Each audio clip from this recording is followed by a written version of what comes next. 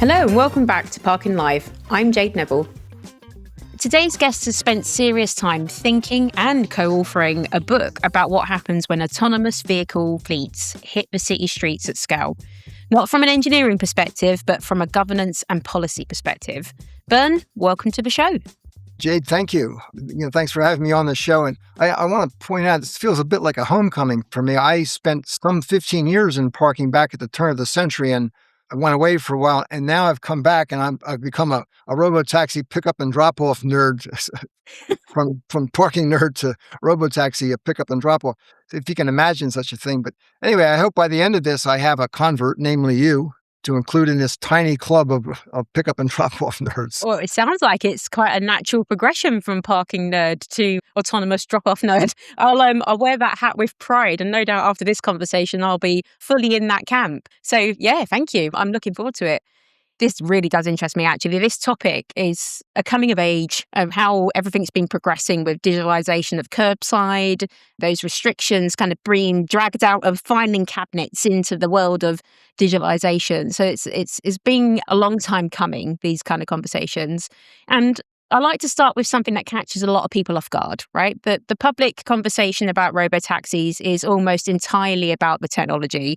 The safety records, the sensors, the regulatory approval. But you'd argue the harder problem isn't actually technical at all. So where are people getting it wrong? Well, okay, let me preface my answer with, and this is a U.S. answer, and that is that there are three distinct governance levels for vehicles, not the same in all countries, usually two levels. But in the States, vehicle safety is a federal matter. Driver licensing belongs to the states. And how we use our city curbs, generally, how vehicles stop and whether they're monetized and how they can park and so forth, that's municipal. So we have those three levels here. What's gone wrong is in our first robotaxi cities, we're up to something like 10 or 12 now, but there's like 3 or 4 major ones in the last couple of years. The municipalities either didn't govern or they were not permitted to govern the pickup and drop off behavior. The states wanted to manage, and I understand that because the driver is the software. So the states managing a driver want to manage an automated driver. So they would say, we're managing the robotaxis. And cities have just felt that they were not permitted to intervene. So basically, the failure that we're going to talk about in terms of at the curb, it's really a traffic and parking governance failure. It's not really a technology failure. We need to catch up with regulations and municipal capabilities, and that's really the source of the problem. And that's a really interesting point. And can you help us understand the structural problem then, with that in mind? And a city has an existing curb policy, for example, loading zones, fire lanes, time restrictions. Why doesn't that translate when automated fleets show up?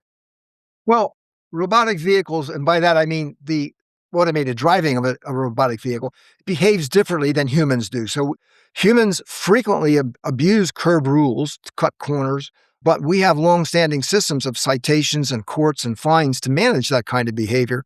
And most humans, most of the time, do exercise a degree of compliance and generally some kind of common sense.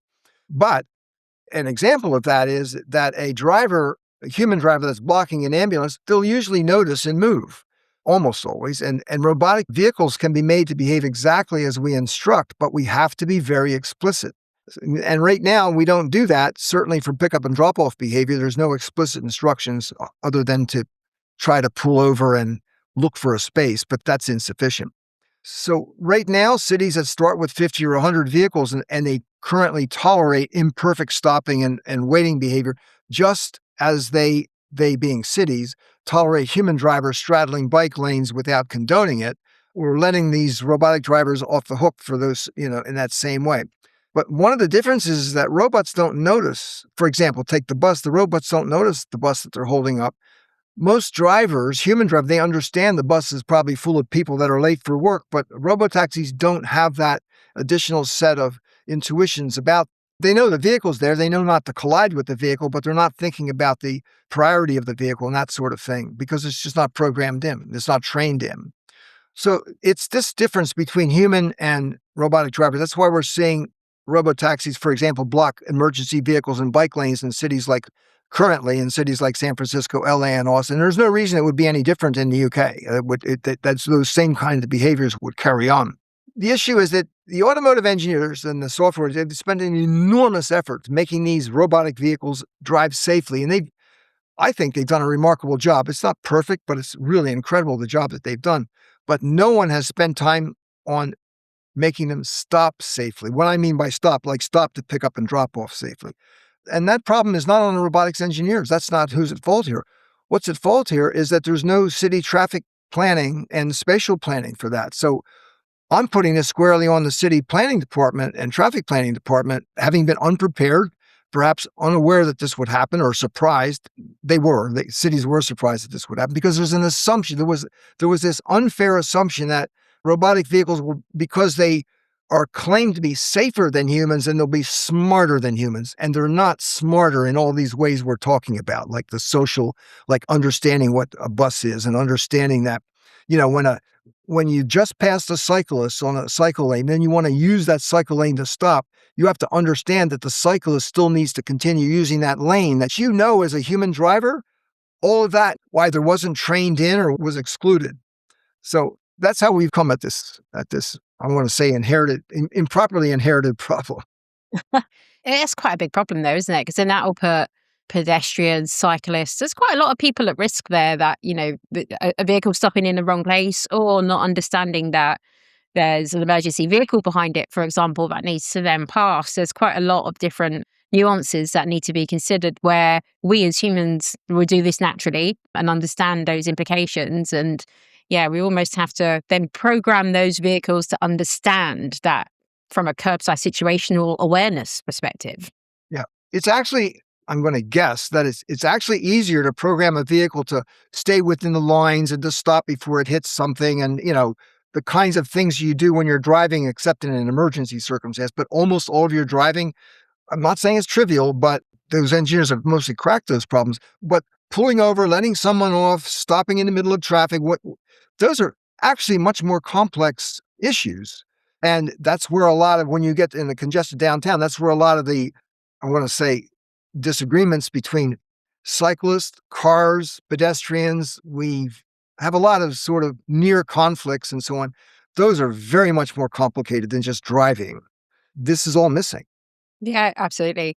And, I remember when I passed my driving test in the UK, quite some years ago now, had taken a hazard perception test, and you're basically going through simulated scenes of different risks and things that can happen that you have to preempt and then react to, and make sure your reaction times are sufficient. And then that would involve, a child popping out between parked cars, or it would involve a cyclist popping in from your blind spot, and all of these different things. Before you make a turn, you have to check over your shoulder.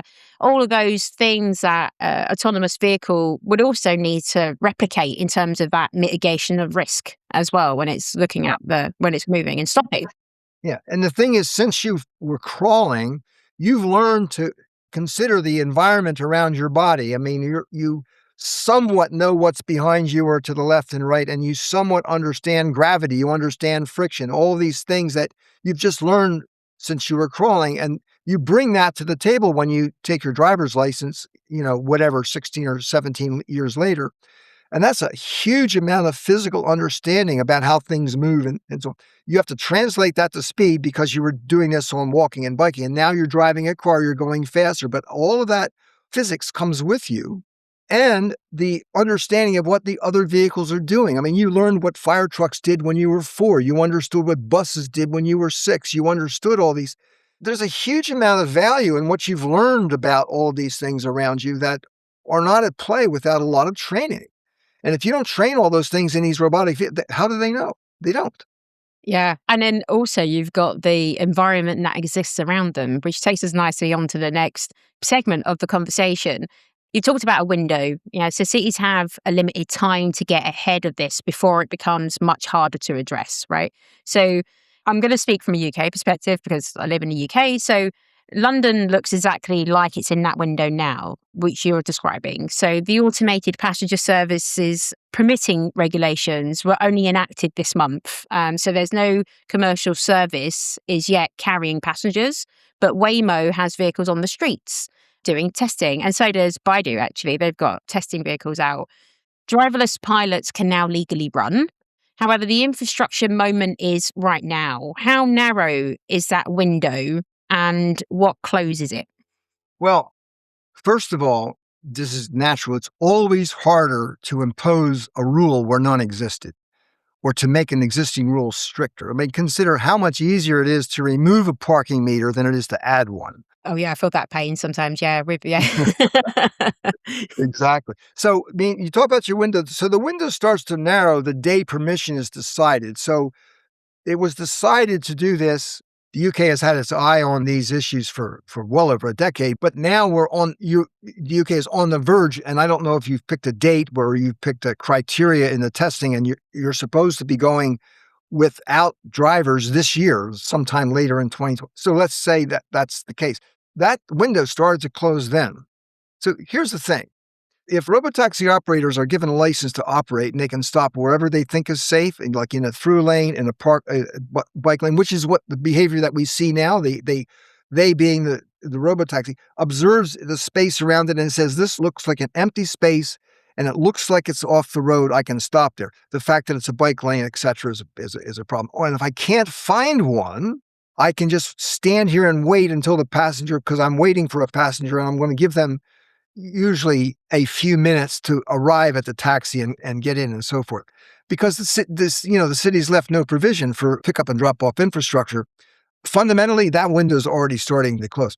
See, once the fleet grows and the operational patterns are entrenched, those operational patterns are not entrenched in London yet. They are in San Francisco. I mean, San Francisco is 2.5, like 3 years.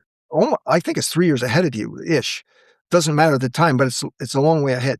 So retrofitting in San Francisco would be very much harder than the UK making this decision 6 months from now. So the window doesn't close instantly and fully and completely, but it just gets much harder. Fundamentally, if you were going to do robotaxis in 2027, you should be starting the plan in 2026. So the UK should have started this planning 6 or 8 months ago, and they should start it as soon as they hear this podcast, and because it takes several months to prepare for this. The analogy I like to look at is in 1935, this is like 50 years after the automobile was invented, the parking meter was invented. I don't know if you know this story. You must, I guess, that it was in 1935 in Oklahoma City. The first parking meter went in, and there's really wonderful stories about the driver outrage of having the nerve to ask me to pay for parking. Like it's untenable. You can't say that to a parking nerd and not elaborate on these stories. Give us some of the examples of some of these stories. A couple that I happen to be aware of. There's a whole book full of them, but some of the funnier ones is there was one man. You have to remember this is 1935, so this is in between the two world wars, and this is in Oklahoma City. So one man took his horse into town and tied up his horse to one of the parking meters in 30. That there was like called a lollipop meter with the single head on the top. So it's a perfect place to tie your horse. Tied his horse up, put a nickel in the meter to make the point. And I don't know if it was at the same time, but in the same place. But 4 people came out with a card table, put a nickel in the parking space, set up their card table, and play bridge for an hour, all to criticize the concept and so on. I just thought those were creative protests. But what's interesting is this, so that was in 35, but in less than 15 years, there was something like 100,000 meters already spread across the U.S. Now, this is, 90 years ago. So the speed of going from one parking meter to 100,000 would take that period of time. The reason that happened at all is because the drivers found out that they could actually find parking if they were willing to pay for it, which was almost impossible earlier. I mean, if you think circling around looking for parking now is bad, imagine when there was no parking meters at all. So it's also interesting that shopkeepers started to demand them because they were realizing the shopkeepers on the other side of the street had parking meters, and on their side of the street didn't. They asked for parking meters on their side so that they could get shoppers to park and use their shop. In some cities, the retailers don't like parking meters because they simply don't understand that you lose that space if you don't take care of it. In any case, the bottom line in our conversation is that I'm expecting hundreds of cities to adopt orchestration systems of one kind or another. There's actually an ISO standard for this now. And over the next, I don't know, 5 or 7 years, hundreds of cities will adopt this just because it's otherwise unmanageable. One that highlights such a strong case and such a strong reason for why parking management and curbside management is needed. It reminds us of the importance of what we're doing, right? But just that little part of that conversation. And it's almost like this is being replicated, isn't it, in the world of autonomous vehicles as well, that additional sense of control. That problem of needing controlled space for vehicles, and it doesn't matter human driver, robotic driver, the vehicle needs space to do something, whether it needs to wait or pick up or whatever. And it doesn't matter whether it's a passenger or goods. So when vehicles are moving goods, exactly the same problem. The fundamentals haven't changed. It's just more complicated because there's more kinds of vehicles and more sizes of vehicles. And now we have to mix automated with humans and so on. So that just makes it more complicated. It was easy when there was only cars and one horse. No, that's no longer the case. And the odd checkers table. And one checkers table. That's right. So going back to the window, what does acting during the window actually look like? If you're a city official listening right now, what's the first conversation you should be having? Well, the first thing you need to know, and you cannot escape this, is that robots need to be told everything. That's just how robots are. And if the software isn't telling them to, get out of the way of buses or don't park in the bike lane or whatever, then that's not something the city can manage without intervening and setting those rules. So let me suggest a series of rules that cities would follow. I usually look at 6 of them. The 0th is to decide that you need to manage this, the first point I made. But the first actual step is to seek places to determine where the pickup and drop-off spots will be. They don't need to be everywhere, especially in suburban areas, but you will need them in business districts. You need them in entertainment districts. You need them in shopping districts. You need to have them appropriately placed and sized for people in wheelchairs, people that are blind and so forth. So there's accessibility issues in addition to the positioning and frequency of them. Wherever they are going, everybody wants to be picked up and dropped off at their front door. Of any business, of any shopping, of any theater, they want to be at the front door. You can't do that. You can't put everybody at the front door at the same time. And so orchestration would help sort that out, but you still need a plentiful supply of pickup and drop-off spots, and we don't know those numbers. I mean, you and I know from Shoop that, at least in the U.S., we have like 4 or 5 parking spots per car. I don't think we need 4 or 5 PUDO spots per robotaxi, but we certainly need 2 or 3. If you have a large fleet, you'll need more spots and so forth. So the second point is to decide how to monetize these spots. You will be giving up metered spaces for some of these spots. So I think you want to monetize to recover the lost revenue from the spots you're giving up, and you want to recover your collection costs. So you could at least break even after all of this change has made. I see no reason for cities to lose parking revenue that they've come to rely on after all these years, and that's where we are. It's not like a moral issue. That's just the financial circumstances the cities are in. So, okay, recover that or maintain that.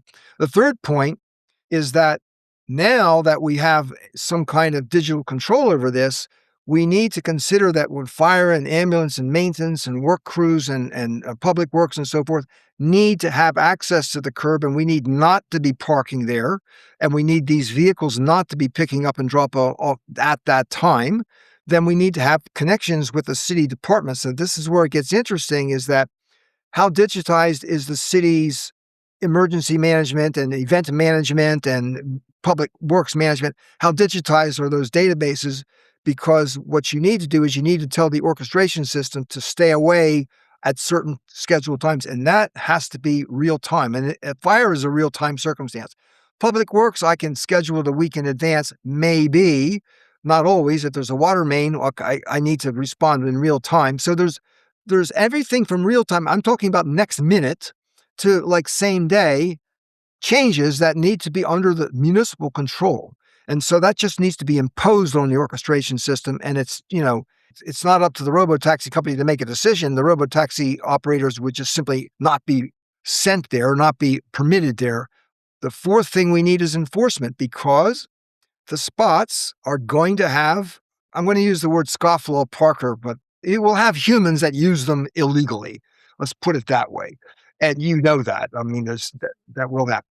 The orchestration system that's designed by the ISO has a way to handle that problem by sending the taxi to an adjacent spot. But how do you enforce those? So now, in most places, it requires a human official to go out and to put a ticket.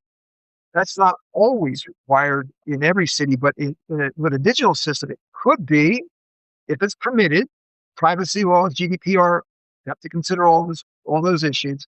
If the robotaxi can take an image of what's blocking the space, it could be a vehicle and it could be a license plate and it could be that citations are generated digitally, but that requires a regulation change. I alluded earlier, you will need to mark the spots if there's human drivers that are going to break the rules. It can be done very simply with painting on the curb if you have a well-behaved driver population, but if you have a less well-behaved driver population, you may need signage, and you may need, in some places, people are talking about putting camera enforcement and spot pucks. That's an extreme. I don't like dumping hardware all over the street for the occasional person that can't read a sign, but nonetheless, anything from marking the pavement with paint all the way up to all these other systems, you need to decide how you're going to manage those spots. The most important part when all this is in place, you have to require compliance with the orchestration system as part of the licensing. And the same reason that, if you're going to land an airplane in my city, you have to agree to use the runway at the airport. You can't just land in a farmer's field. The city's going to have to require that. Yeah, and coming from a parking enforcement background myself, I used to be a civil enforcement officer myself, Bern, so I used to go out and issue tickets, and that's how I started my career in parking. And I'm a full-on embedded parking nerd from the ground up, I would say. Yeah. So yeah, I live and breathe it, and I understand it wholeheartedly. And just to kind of reiterate how much the curb and the city is a living, breathing space where it changes from second to second, let alone minute to minute. I remember managing a hospital site once many years ago, and the a helicopter had to come in, and we couldn't use the helipad at the time. There was some structural issue with it. I was off site at the time. One of my attendants called up from my team and said, "We've just had to park a helicopter in one of the car parks because we've had to do an emergency evac for the patient." And I was like, that is one of those situations where you just cannot program something for it. It was something out the blue. It happened within minutes, and you would never think that parking a helicopter would be part of your day to day when you're working in parking, but it happens. So the standard actually covers that, and in writing the software to do that, which we've also been involved in, the complexity is if you need to move a lot of cars at once, there's a problem called a cascading problem. So if I have to move this one because of an ambulance or a fire truck, but that one happened to be one for there was a reservation for somebody in a wheelchair, so we have to move them very close by. But the one that's very close by was already given to somebody else. We have to move them out to someone. So you can have a cascade where you move one and it causes several to move. Several being 3 or 4 or 5, but in your case, you probably have to move 30 or 40. Yeah, there was a mass exodus. If we have to cascade 30 or 40, it becomes a computational problem because some of the computation is what's called NP complete for computing nerds. And if you have to move a lot of them, then it can take, everything is sub-second except that. Yeah. That might not be so you can park a car in 30 seconds, but you can't park a helicopter in 30 seconds. That's what happens. That was a niche problem for sure. But they happen. They happen. That was the point of that is I can completely agree. You almost have to plan for the unthinkable, which is very difficult to do. I would say almost impossible, but you can get as close to it, right? You mentioned just in our previous chat just now about making municipal pick up and drop off orchestration a condition of operation rather than a request. It's the idea that cities designate, manage, and potentially charge for specific spots where robotaxis are allowed to stop for passengers rather than letting vehicles just stop wherever they want.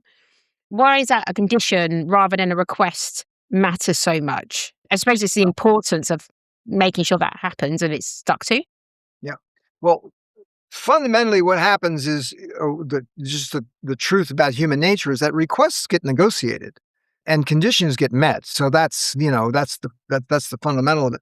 What happens is the leverage dynamic before permits are signed. So while you're testing or while you're getting ready to test or you're providing a permit to test, the leverage that the city has is far greater than after the permit is granted. So once the robotaxi operator is up and running and the passengers are depending on the service, the city's negotiating from weakness.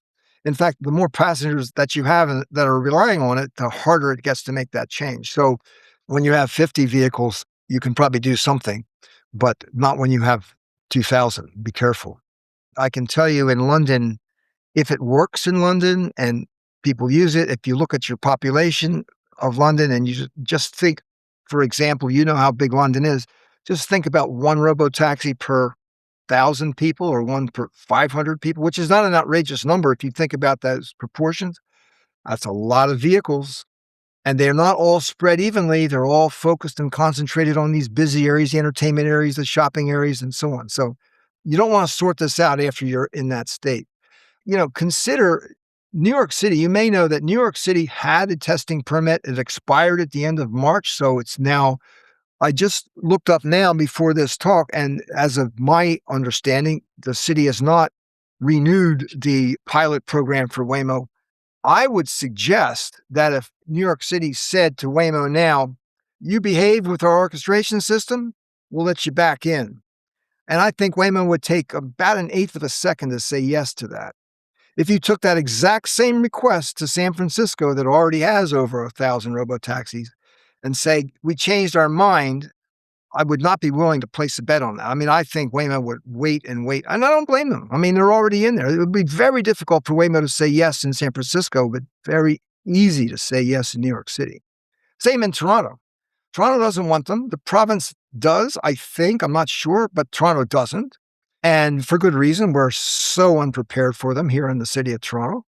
And if Toronto said to Waymo, follow orchestra, I think Waymo would be delighted. Yeah, and that's, you know what, it's a really interesting point because from a UK perspective, a DFT commissioned Deloitte study described the curbside as chaotic, dysfunctional, and unsafe, and that's long before robotaxis even go live commercially. And yet the political attention hasn't really followed yet. So how do you make a case for acting on a problem most constituents haven't experienced yet? Well, orchestration, first of all, orchestration is not visible. It's like air traffic control is not visible. You've heard about it and you hope it's working when you're on a flight, but you're not focused and thinking about that and how it's, the rules of it or set up or not something. So orchestration is really it's a detailed traffic and curb management system. This system is not politically visible. Managing a curb is politically visible. So I don't think that the decision to deploy orchestration or how many spots you have or where you put them and what you have in the license for these I don't think that requires political capital, that aspect. I mean, it requires a modest budget because you have to set up these spots and you're taking it away from your paid parking for a while. So there's a little dip in your revenue while you're waiting for this to get started. And you only have a robotaxi fleet of a few vehicles, so not enough financial turnover at first. But what I'm saying is the risk isn't in acting. The risk is in not acting, I think. I mean, what's going to show up in the newspaper is all these entanglements at the curb. If you look at what most of the news is that gets people irate in San Francisco is all the mishaps and all the blocking and anything that goes wrong gets a lot of news. Most of it goes quite smoothly, and you'll see people reporting how lovely it is, but the news looks at the negative stuff. So fundamentally, the horrors are in the news, the smooth sailing is not. What a city really, really wants, they don't want to have any news about robotaxis in the news at all. London wants this to work and not to be a news item, except that it's wonderful. And that's not going to happen without orchestration. It's going to be a mess. There's another similarity to parking there, isn't it? We don't want parking to be in the news because generally it's focusing on the negative. We just want it to be one of those things that happens and is one of those necessities of life. It's seamless and it does what it needs to do. And in that sense, no news is the good news. People complain less about how much parking costs than they complain about, I can't find any parking. Mm-hmm. And so, same thing. they complain about the cost anyway, but it's just, if you're desperate, you don't even care how much it costs. Just get me out of my car. Yeah. Yeah, tell me about it. Um, you mentioned revenue before, and let's talk about the revenue piece a bit more because I think it's genuinely underappreciated. What's the actual financial exposure for a city's parking program as robo-taxi adoption grows? Well, robotaxi is new, and we know that right now we're not giving it space, so it's probably pretty minor at first. But there has been a study, and this is one of the interesting ones. It's 5 years ago in 2020. The study was in Seattle, and the study was a couple of professors from the University of Oregon, and they were studying the behavior of ride-hail users and how that was impacting parking availability and parking revenue. They actually measured a loss in parking revenue.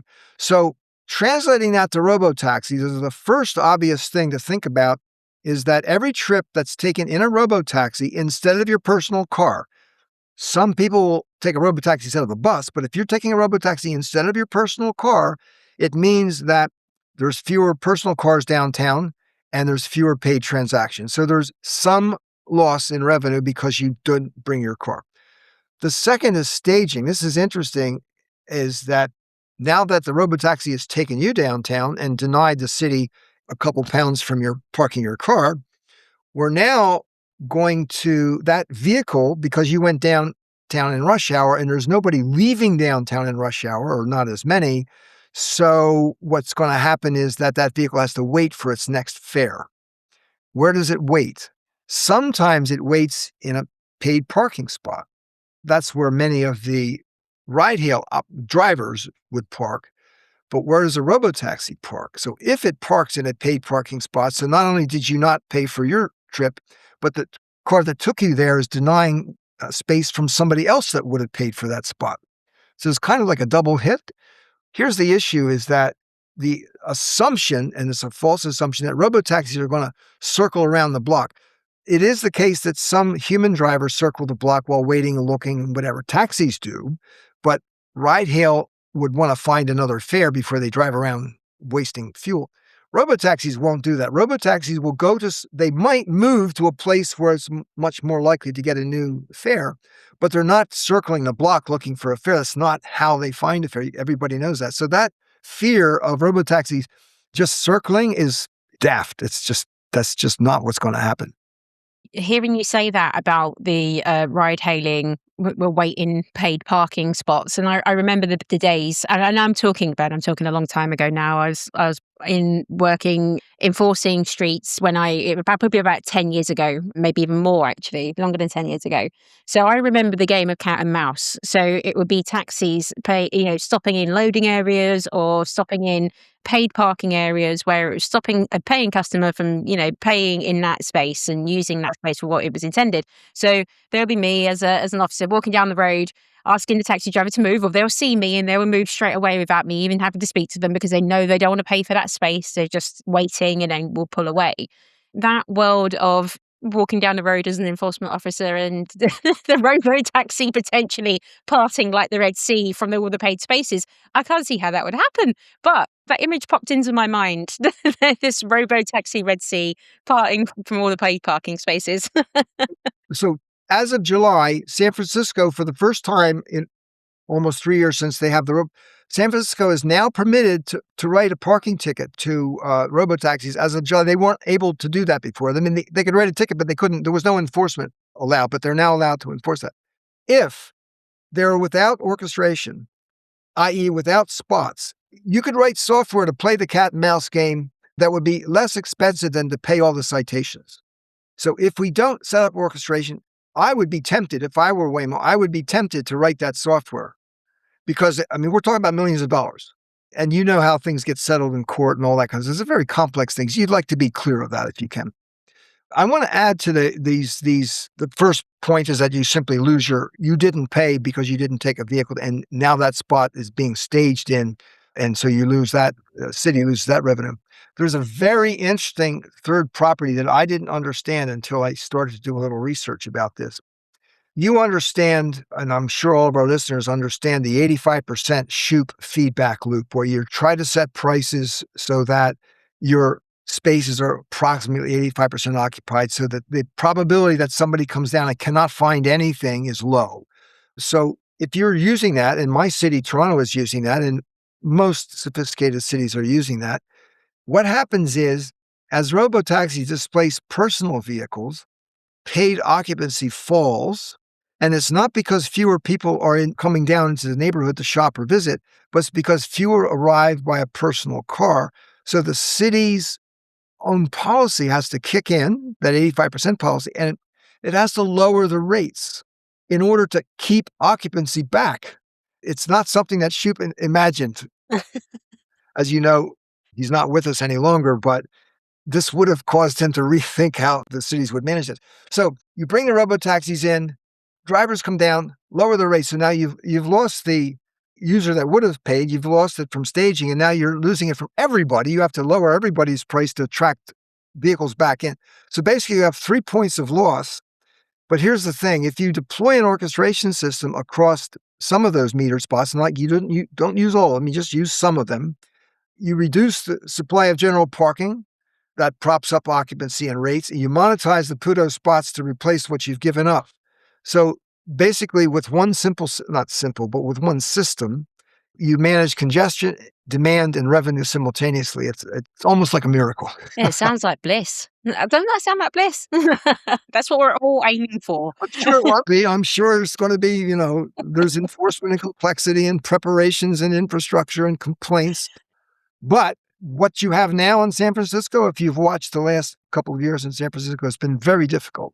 And that will be difficult in any city that's sufficiently complex in its infrastructure. And London has, the London congestion zone easily. So, Oh, yeah. I know it well. That adds that level of complexity as well. We have to think about the equity angle as well. Who's most at risk if pickup locations are unmanaged? well, imagine yourself in a wheelchair or older and on a cane or blind, and the taxi's, where is it? It's stopping in the roadway? It's stopping on the bike lane? Is that an okay place for you to amble out or wheel out or grope your way out? That's completely inappropriate. So I'm going to say it's actually cruel to not provide appropriate, sufficient number, sufficiently safe, sufficiently sized, and appropriately located spots for all users. And accessibility users isn't just a few. There's lots of people with lots of mobility issues that need not to walk out into the roadway and so forth. And I also want to say that the lack of pickup and drop off spaces has actually led to an actually really severe crash in San Francisco, in which a passenger opened the door in a robotaxi, and the door hit a cyclist in the cycle lane. And the injuries were very severe. Spinal and brain injuries were very severe. So that was not an older or wheelchair user, but that was another user of the roadway that was not merely inconvenienced or in danger. She was severely injured. So I'm saying unmanaged pickup and drop off is hazardous, as opposed to just inducing congestion is actually hazardous. So, as usual, the people that need this most, the promises for this, one of the promises that, everybody can now have a ride and so on. It's interesting that so far we've left out the people that we made promises about. So cities need to close that gap. We need those spaces. It's a really, really extremely important point. And looking back at cities that have struggled early on with this, what's the common thread and what did they underestimate in regards to that? Well, we learn from what we know. So we know how ride-hail drivers operate. So we assumed that taxis were just a ride-hail without a driver, and they're going to behave the same way. And they're going to make the kinds of judgments of where to stop and what to do and how, and they don't. Apparently, they drive better. That's the reports I hear. And so we're happy about that. But they do not have the intuitive capability to stop and pick up and drop off better so far. So that assumption is incorrect. What is being underestimated is that fleet algorithms, they optimize for the operator's efficiency. They're not optimizing for the city curb. There's two rules. Don't hit anything, stay in the line. But how you don't hit anything is follow the rules. And don't take long to do things. So find a space, get your passenger in and out, and move on to the next thing. So we want to optimize our business. If you don't give us a space, we'll work it out. If you give us a space, we'll use your space because we have to, because you said so in your license to us. So it's Hence the importance of the orchestration. one last point is that, and this is to forgive the cities, the speed of deployment really caught people off guard. The reason is we've been promising for 15 years, they're coming, and they've not come. They're coming in 2017. No, they're coming in 2018. No, and so we've lost interest. We're not listening. And so now we're saying, oh, they're coming tomorrow. So what's coming? Robotaxis. Oh my God, I forgot about them. Oh, gee, and we're not ready.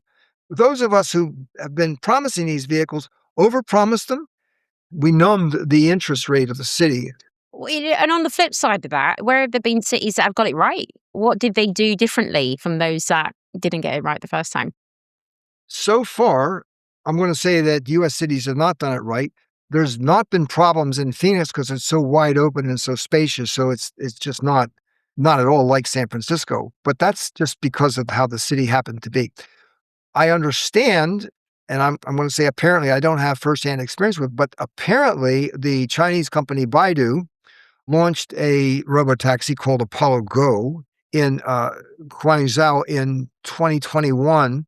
And apparently they defined a couple of hundred pickup and drop-off spots before the vehicles went live. That's old news. That's 5 years ago. So I have no idea how many there are now. I don't know how successful that was.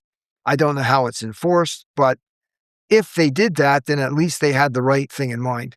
The other reports we hear from robotaxis in China are also not perfect. There's slightly fewer of them, and they've had, San Francisco had that shutdown. There was another shutdown in China, not the same, but multiple robotaxis were impacted. That's not a pickup and drop off problem. Those are both like system failures. That's not what we're talking about here. So I'm going to say the important thing is Guangzhou drew the map first, but San Francisco basically handed out the keys before getting state permission to write tickets. So it should have been in the other order. The city should have prepared themselves, been able to write tickets and have space, but it's backwards. Maybe they'll catch up now that they're permitted to do it. What's also very important is that, and I'm glad that Toronto and New York are both hesitating to permit Waymo. I live in Toronto and I want to see our city be ready for these. I want to use them. I want to see them here, but I want us to be ready for it. And what's interesting is that I don't think either governments understand that it's possible to solve this problem. And that brings us on nicely. That didn't you recently co-authored a book? Can you tell us a little bit about that? Maybe that's some good reading for us to be able to kind of pick up exactly that point. Well, this what we're talking about is one part of one of the chapters in that book. So first of all, the book, thank you for asking, was just published a few months ago. There's two co-authors that I want to give a nod to, John Niles and Andrew Miller. And we're very happy with the result. We published it, I think it was in October, after a couple of years of work. It's the second edition of the book. It's dramatically changed. And what I want to point out, this is not about the exciting new world of autonomous vehicles and everyone's going to be, there'll be no more deaths and all that stuff that most of these books talk. We don't talk about any of that stuff. We don't believe it, first of all, but we don't talk about it. What we do is we talk about how cities need to be prepared, what problems they will have as these systems scale. And this is one of the problems. And that's, there's a chapter just called Scale. And one of the 5 scale issues is this pickup and drop off issue and what solutions we need to reach that. So the orchestration solution that's in the ISO standard is actually described in that book as well. And some of the behavioral economics that are needed to make everything work. So the book is about that. So it's actually for cities, not for armchair people excited to take a robotaxi. It's really for city readiness.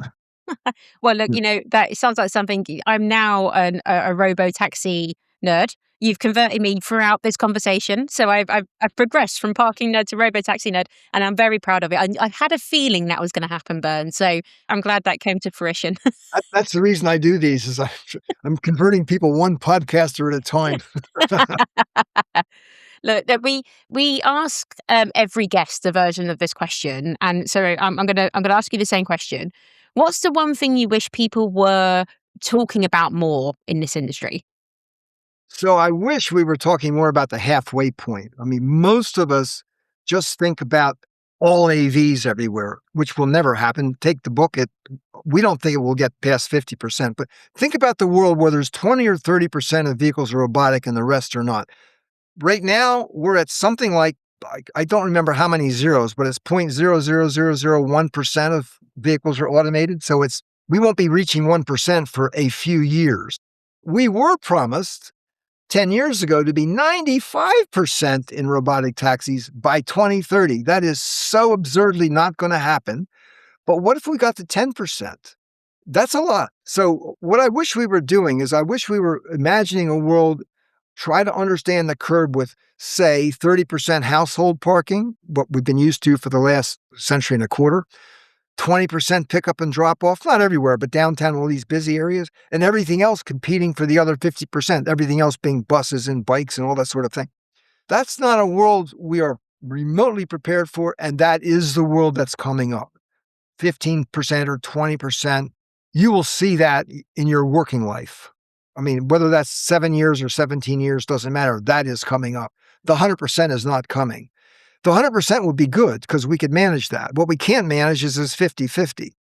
We have not a clue, and our current systems won't. So my fervent prayer is that somebody starts to think about this. It's a very important point.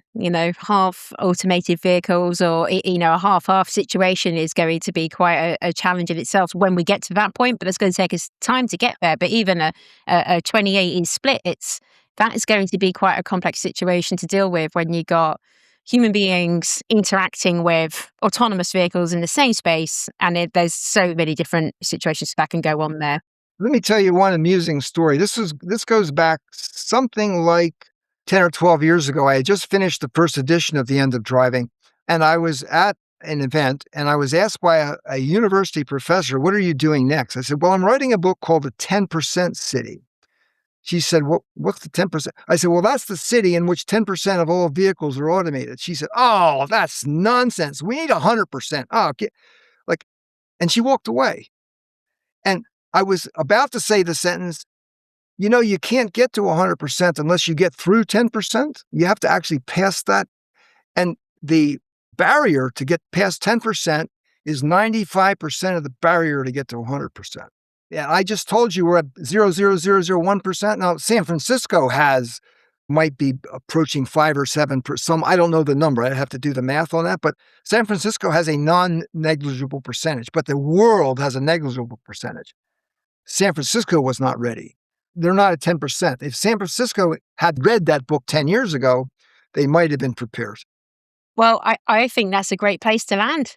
I've learned so much. Like I said, I'm converted now to a robotaxi nerd, an autonomous vehicle kind of like nerd as well, actually, just the thinking of the complexities that can come beyond this. Yep. Even from just a situation of parking, from that mindset, I've loved this conversation. So thank you so much for being on Parking Live. Thank you for having me. It's been fantastic. And I want to thank the audience for joining us as well. And if this episode made you think differently about how your city is approaching curb governance, share it with somebody in City Hall who needs to hear it. It's definitely good listening.